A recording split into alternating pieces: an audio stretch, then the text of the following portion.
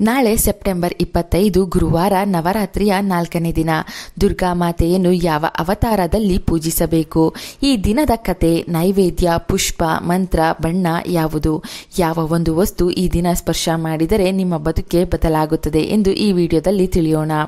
ನವರಾತ್ರಿಯ 4ನೇ ದಿನ ಚಾಮುಂಡೇಶ್ವರಿ ದೇವಿ ದುರ್ಗಾ ಮಾತೆಯು ಕೂಷ್ಮಾಂಡ ದೇವಿಯ ಅವತಾರದಲ್ಲಿ ಭಕ್ತರಿಗೆ ದರ್ಶನ ನೀಡುತ್ತಾಳೆ. ಸೃಷ್ಟಿಯ ಅಸ್ತಿತ್ವವೇ ಇಲ್ಲದಿರುವಾಗ ಎಲ್ಲೆಡೆ ಅಂಧಕಾರವೇ ಪಸರಿಸಿತ್ತು. ಆಗ ಇದೇ ದೇವಿಯು ತನ್ನ ಶಕ್ತಿಯಿಂದ ಬ್ರಹ್ಮಾಂಡವನ್ನು ಸೃಷ್ಟಿಸುತ್ತಾಳೆ. ಆದ್ದರಿಂದ ಇವಳೇ ಸೃಷ್ಟಿಯ ಆದಿ ಸ್ವರೂಪ ಶಕ್ತಿಯಾಗಿದ್ದಾಳೆ. ಅದಕ್ಕಾಗಿಯೇ ಅವಳು ಮೂಲ ರೂಪ ಮತ್ತು ಬ್ರಹ್ಮಾಂಡದ ಮೂಲ ಶಕ್ತಿಯಾಗಿದ್ದಾಳೆ. ಕೂಷ್ಮಾಂಡ ದೇವಿಯ ವಾಸವು ಸೌರವ್ಯೂಹದ ಒಳಗಿನ ಪ್ರಪಂಚದಲ್ಲಿದೆ ಎಂದು ನಂಬಲಾಗಿದೆ.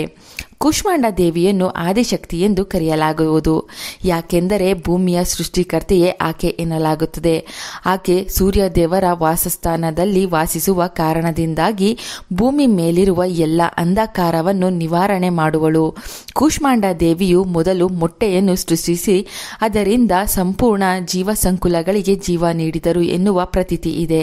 ಆದ್ದರಿಂದ ಈ ದೇವಿಯನ್ನು ಪೂಜಿಸಿ ಆರಾಧಿಸಿದರೆ ಸಂತಾನಕ್ಕೆ ಸಂಬಂಧಿಸಿದ ಪ್ರತಿ ಸಮಸ್ಯೆಗಳು ದೂರವಾಗುತ್ತದೆ. ದುರ್ಗಾದೇವಿಯ ಕೂಷ್ಮಾಂಡ ದೇವಿಯ ರೂಪವು ವಿಶಿಷ್ಟವಾಗಿದ್ದು ಅವಳು 8 ತೋಳುಗಳನ್ನು ಹೊಂದಿರುತ್ತಾಳೆ.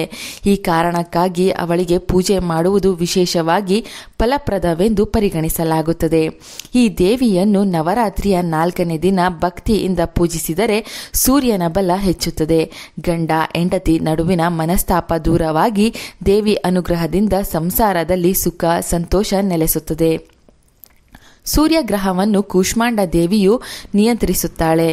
ಸೂರ್ಯನ ಬಲ ಸಿಕ್ಕರೆ ಅಂದುಕೊಂಡ ಉದ್ಯೋಗ, ಸಂತಾನ, ಉತ್ತಮ ಆರೋಗ್ಯ, ಮಾನಸಿಕ ನೆಮ್ಮದಿ, ಸಂಪತ್ತು ಕೂಡ ಲಭಿಸುತ್ತದೆ. ದೇವಿಗೆ 8 ಭುಜಗಳಿರುವ ಕಾರಣ ಅಷ್ಟಭುಜ ದೇವಿ ಎಂದು ಅವಳನ್ನು ವರ್ಣಿಸಲಾಗುತ್ತದೆ. ಕೂಷ್ಮಾಂಡ ದೇವಿಯು ಸಿಂಹವಾಹಿನಿಯಾಗಿದ್ದು ತೇಜೋಮಯಿಯಾಗಿದ್ದಾಳೆ. ಇವಳಿಗೆ 8 ಕೈಗಳು. ತನ್ನ ಕೈಗಳಲ್ಲಿ ಕಮಂಡಲ, ಧನಸ್ಸು, ಬಾಣ, ಕಮಲ, ಅಮೃತ ತುಂಬಿದ ಕಳಸ, ಚಕ್ರ, ಗದೆ ಹಿಡಿದಿದ್ದಾಳೆ. ವಿಶೇಷ ಎಂದರೆ ಕೂಷ್ಮಾಂಡ ದೇವಿಯ ಪ್ರಭೆಯ ಕಾಂತಿ ಸೂರ್ಯನಿಗೆ ಸಮಾನವಾಗಿರುತ್ತದೆ. ಜೊತೆಗೆ ಆಕೆ ತನ್ನ ಕೈಯಲ್ಲಿ ಜಪಮಾಲೆಯನ್ನು ಹಿಡಿದು ಸಿಂಹದ ಮೇಲೆ ಸವಾರಿ ಮಾಡಿಕೊಂಡು ಬರುತ್ತಾಳೆ. ಕೂಷ್ಮಾಂಡ ದೇವಿಯ ರೂಪವು ಮಂದ ನಗುವಿನ ರೂಪವಾಗಿದೆ ಎಂದು ಬಣ್ಣಿಸಲಾಗುತ್ತದೆ. ನವರಾತ್ರಿಯ 4ನೇ ದಿನ ತಾಯಿಯನ್ನು ಮೆಚ್ಚಿಸಲು ಬೂದುಗುಂಬಳಕಾಯಿಯನ್ನು ದಾನ ಮಾಡಲಾಗುತ್ತದೆ. ನಾಳೆ ಸಾಧ್ಯವಾದರೆ ದೇವಿ ದೇವಾಲಯಗಳಲ್ಲಿ ಬೂದುಗುಂಬಳಕಾಯಿಗಳನ್ನು ದಾನ ನೀಡಿ.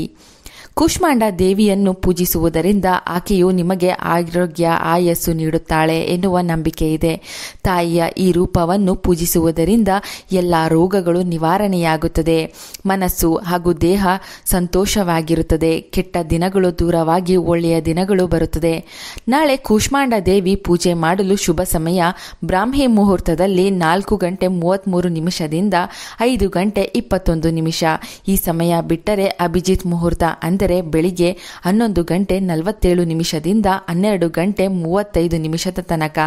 ಸಂಜೆ ದೇವಿ ಪೂಜೆ ಮಾಡುವವರು 6:14 6:38 ಪೂಜಿಸಬಹುದು. ನಾಳೆ ದುರ್ಗಾ ದೇವಿಗೆ ಗೋಧಿಯಿಂದ ಮಾಡಿದ ಸಿಹಿ ನೈವೇದ್ಯಗಳನ್ನು ಇಡಬಹುದು. ಬೆಲ್ಲ ಹಾಕಿ ಮಾಡಿದ ಸಜ್ಜಿಗೆ, ಮಾಲ್ಪವ ಎಂಬ ಸಿಹಿ ಜೊತೆಗೆ ಮೊಸರು ಹಾಗೂ ಬೂದುಗುಂಬಳಕಾಯಿಯನ್ನು ನೈವೇದ್ಯವಾಗಿ ಅರ್ಪಿಸಬಹುದು. ಕೂಷ್ಮಾಂಡ ದೇವಿಗೆ ಕಿತ್ತಳೆ ಬಣ್ಣದ ಸೀರೆ ಅಥವಾ ರವಿಕೆ ಕಣವನ್ನು ಅರ್ಪಿಸಬಹುದು. ಪೂಜೆ ಮಾಡುವವರು ಕೂಡ ಇದೇ ಬಣ್ಣದ ವಸ್ತ್ರ ಧರಿಸಿಕೊಂಡು ದೇವಿ ಪೂಜೆ ಮಾಡಬಹುದು.